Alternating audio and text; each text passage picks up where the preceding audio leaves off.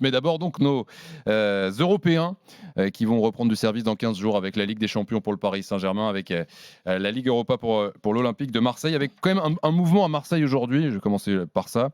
Mugueux prêté à Dunkerque. C'est quand même une histoire assez dingue. Il a bien fait de pas aller à la CAN. Beau choix de la part de Mugueux. Lancer son aventure à Marseille, Mugueux. Vraiment, ça lui a servi ce mois de CAN à Marseille. Le Camerounais prêté sans option d'achat chez le 18e de Ligue 2. Très bien conseillé encore. On rappelle qu'il avait préféré rester pour essayer de prendre la place, mais il n'a pas eu le droit de jouer. Oui, et puis en plus, c'est vrai qu'il y avait beaucoup de concurrence pendant ce mois-là à Marseille offensivement. Et il a réussi à tirer son épingle du jeu. Bravo à lui. Good move. Ouais. Bon courage à Dunkerque. Et c'est terminé donc sur les départs de Lodi, Vitinha et Mugueux, arrivée de Quentin Merlin, Faris Mumbagna, qu'on a de découvrir pour beaucoup d'entre nous, Ulysse Garcia, Jean Onana et Luis Enrique. Est-ce que c'est un mercato marseillais pour cartonner en Coupe d'Europe, pour être bien parti en deuxième partie de saison? Cartonner, je sais pas. Après, c'est un mercato d'ajustement. Est-ce que l'OM s'est bien ajusté? Non, mais ils sont sortis d'une poule relevée quand même en Ligue Europa où il y avait Brighton, il y avait l'Ajax. Ils ont réussi à sortir deuxième. Pourquoi pas? Enfin là, ils jouent le Shakhtar.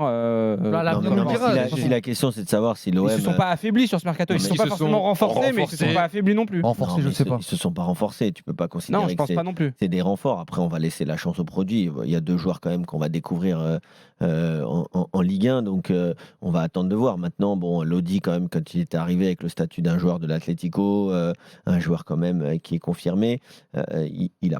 Moi, je ne l'ai pas trouvé mauvais, personnellement, Renan Lodi. Maintenant, il n'a peut-être pas convaincu et surtout, il y a eu la possibilité de faire une petite plus-value. Donc, je comprends que l'OM ne l'ait pas laissé passer. Et son remplaçant, c'est un bon petit joueur aussi, Quentin Merlin. J'aime bien Quentin Merlin. C'est bien, même si moi, j'aurais préféré quand même Adrien Truffert. Il le voulait, mais c'était pas le même tarif. Le joueur était partant, mais malheureusement, c'était plus cher. 20 millions d'euros. Plus cher et puis Rennes ne voulait pas le laisser. Et Merlin, il y a un petit doute, parce qu'il a été quand même gravement blessé l'année dernière. Depuis qu'il est revenu, on ne l'a pas encore revu à son meilleur niveau. Oui, on espère qu'il va les enchanter, quoi.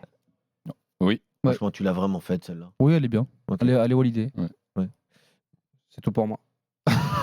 désolé. Non, mais après, bon, moi, je trouve pas qu'ils se sont renforcés. Maintenant, et je sais très bien que ta question, parce que je te connais, ta question, elle est de toute façon biaisée, puisque tu sais très bien qu'ils ne se sont pas renforcés. Mais maintenant, si, tu sais très bien. Distributeur. Et maintenant. Non, mais t'as pas vu depuis 2-3 jours, c'est tout le monde. Tout le monde y passe. Mais maintenant, chacun prend pour on va voir, parce que c'est les vrais renforts de l'OM, en tout cas à l'instant T, ce sera les retours de la CAN, point. Oui, non, mais la raison là-dessus, Kevin, c'est que on sait que l'Olympique de Marseille est aussi suivi par la DNCG, qu'ils ne peuvent pas tout faire. Moi, je trouve qu'ils ont sorti 2 éléments, notamment Renan Lodi, avec ses petites blessures, plus Vitinha, qui est pour moi, qui n'est pas fait pour l'Olympique de Marseille. Ils les ont remplacés par 2 joueurs, 3 joueurs même, parce qu'il y a Ulysse Garcia qui était titulaire avec les Young Boys de Bonn, que moi je connais pas. On va voir ce que ça va donner en remplaçant, plus Quentin Merlin, qui a une belle patte et qui a eu une belle période à Nantes avant sa blessure, notamment pour 9 ou 10 millions d'euros, tu fais une petite plus-value et de l'autre côté, tu vas avoir un Mumbagna qui va être sur le banc, je pense, parce que Ndiaye et Aubameyang partiront titulaires, qui peut avoir un peu la dalle, qui peut montrer des belles choses dans un championnat qui reste athlétique. Après, moi je suis pas comme un dingue, je vais attendre, on va voir ce qui va se passer sur le terrain. Il y a aussi, comme pour Lille, et ce qu'on vient de dire il y a 5-10 minutes, des joueurs qui doivent hausser leur niveau de jeu, des déceptions. Ndiaye doit lancer son aventure avec l'Olympique de Marseille, un Ismail Assar doit faire beaucoup mieux, Rongier va revenir. Un Unai doit faire aussi beaucoup mieux. Il y avait eu son histoire avec son ami qui a été décédé, qui lui a fait beaucoup de mal. Peut-être le retour de la CAN, on va en attendre un peu plus. Donc voilà, Bamo Meïté qui commence à s'imposer. Faut savoir qu'ils étaient sur certains joueurs, notamment Giovanni Reina. Ils voulaient Lorenzo Assignon aussi. Ça c'est juste Lorenz. Je dis Lorenzo. Ouais. Lorenzo Lamas, Lorenzo Assignon. Voilà, Lorenzo Assignon. Donc ça s'est pas fait. Il y avait des erreurs aussi à compenser par rapport à cet été et je trouve qu'ils l'ont fait plutôt bien. Maintenant, on va voir ce qui va se passer sur le terrain. Mais pour revenir au débat, c'est ce que disait Kevin il y a quelques instants. Peut-être que leur meilleure chance par rapport à la Coupe d'Europe, c'est de récupérer aussitôt. C'est une bénédiction pour l'OM. Les éliminations inattendues quand même du Sénégal et du Maroc. Tu récupères Unai, Harit, Ndiaye, Ismail Assar. Bon, Pape Gueye, il va pas jouer lui a priori. Ça fait beaucoup quand même. Ok, t'as encore Chancel T'as Mbemba 5 qui joueurs est en potentiellement 10. titulaires Bah oui, si Pape Gueye revient dans le game. Et c'est pas la même chose de les récupérer 3 jours avant le match. Ils allaient au bout de la Par contre, compétition ou de les récupérer là. tu les récupères la tête un peu à l'envers. La tête mais- en vrac, ouais. Tu vas avoir le temps de les remettre Mais c'est à vrai l'endroit qu'on pour, on a- ce- on pour a- cette on échéance avait qui parlé. arrive Bon, après, je dans pense 2 qu'il- semaines. Je pense Ce que sera la conclusion. l'erreur de Longoria reste quand même une erreur parce que globalement, je suis pas sûr Ou alors qu'il c'est est. un visionnaire. Voilà, Il je suis connaît très bien la Je cache. suis pas sûr qu'il ait misé sur une sortie de route du Maroc et du Sénégal en huitième de finale, à part s'il est très très fort. Mais au final, par rapport au débat qu'on a eu, ils auront loupé quoi 2 matchs de Ligue 1, Strasbourg et c'est quoi le dernier là Strasbourg et Monaco. Strasbourg et Monaco. Donc à voir ce qui va se passer sur les prochains jours. Carton rouge pour Lorenzo. Non, tu l'as pas. Non. Le rappeur Lorenzo. Non, tu te rappelles Je pas suis de pas ce un son grand fan. Je suis T'as un pas grand fan de du- rap français, mais Mais Lorenzo, non, t'as pas kiffé. c'était Ouais. un peu Fatal Bazooka quoi. Il se moquait un peu du rap français. J'ai plus son nom, mais obligé de rendre hommage sur le chat quand même à celui Ouais. qui dit on espéra qu'il deviendra le roi à Merlin.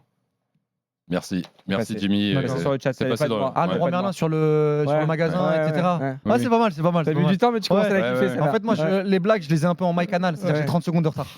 Parce que Je suis sur l'appli. il s'appelle Merlin, le joueur, c'est pour ça. Ah, c'est-à-dire que Merlin, le roi Merlin. C'est pour ça. Après, son prénom, c'est pas le roi. Non, c'est Quentin. 21h30, les frissons, Génération After, avec Walid Cherchour, avec Jimmy Brown, avec Toujours là. Kevin Diaz, le quiz dans quelques instants, avec Jérôme Thomas. Et juste pour conclure, je vous rappelle qu'on a parlé du Paris Saint-Germain en début d'émission. Je vous invite à aller écouter le podcast avec Fabrice Hawkins qui vous donne tous les détails du départ d'Hugo Ekitike. Un mot, messieurs, quand même, de ce mercato parisien qui ne bougera pas. Ce soir, on vous l'annonce sur RMC d'ici minuit. L'arrivée de Beraldo, parce que Moscardo a signé aussi, mais on n'est pas prêt de le voir. On l'a déjà pas mal vu, Beraldo. Bon, on peut dire que Paris n'a quasiment rien fait finalement. On en a beaucoup parlé sur ce mercato. hier. Ah, c'est trop, pardon. Non, Oui. je dis non, mais je vais me répéter. Apparemment, Thibaut n'écoute pas. Non, pas du tout, mais je vais me répéter. Moi, Moi, je fais comme j'aurais. tout le monde, j'écoute l'after. Je vais me répéter, j'aurais aimé avoir une solution au milieu de terrain un peu plus fiable, mais on est sur une stratégie différente. Il y en a qui me diront, comme Kevin Diaz, que c'est un mercato très très dur, le mercato de janvier. Bah c'est super, et puis on verra ce qui va se passer sur les 6 prochains mois. Jean-Jacques est là au 32-16, supporter du Paris Saint-Germain. Salut Jean-Jacques. Bonsoir messieurs. Salut Jean-Jacques. Bienvenue Salut, dans Jean-Jacques. Génération After, Salut, merci Jean-Jacques. d'être là. Bon, qu'est-ce que tu penses de ce mercato? Est-ce que tu aurais voulu, là, à un peu plus de 2 heures de la fin, un dernier gros coup? J'aurais voulu, comme Walid, un milieu défensif parce que je trouve que notre milieu est léger. Après, je l'aurais pas voulu à 2 heures de la fin parce que ça sent encore l'achat panique. Et ça, c'est jamais bon, surtout avec Paris, parce que nous, l'inflation, on la connaît. Dès qu'on peut nous rajouter 10, 15, 20 millions sur les joueurs, les autres clubs n'hésitent pas. Donc, ils n'ont pas, entre guillemets, peut-être bien travaillé avant. On n'avait pas de piste, on n'avait pas de joueurs. Ça sert à rien, du coup, de se précipiter, de prendre un joueur qui, finalement, va rien apporter. Je crois qu'ils sont sur Hakim Ziyech.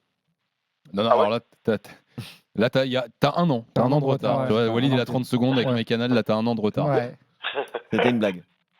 J'y pensais hier, mais un mec comme Youssouf Fofana qui a 1 an et demi de la fin de son contrat, ça aurait pas été intéressant de le prendre à 30-40 millions Mais t'as beaucoup de joueurs qui auraient pu être. Non, mais qui auraient pu arriver, mais Non, mais voilà. au lieu de mettre c'est Beraldo ou Moscardo, à chaque fois je me trompe. C'est Beraldo, Moscardo. C'est Moscardo au milieu de terrain.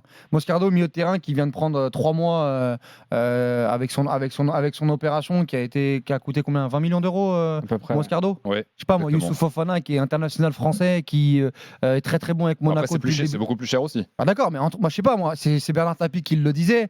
Le prix, ça reste relatif. Hein. Je préfère mettre 40 ou 50 millions sur un mec qui peut être fiable plutôt que 20 millions d'euros sur un pari. On sait pas ce que ça va donner. Donc après voilà, moi c'est la stratégie de Luis Campos. On sait pas si Luis Campos sera là dans 6 mois. On sait pas si Luis Campos nous expliquera un petit peu sa stratégie sur les prochaines années. Et peut-être qu'il y sera pas au PSG, mais il veut donner une nouvelle direction au Paris Saint-Germain. Si c'est ça, on va regarder. De toute façon, si Dieu nous prête vie, je l'ai déjà répété, mais on aura le temps de juger et de voir si la stratégie est bonne.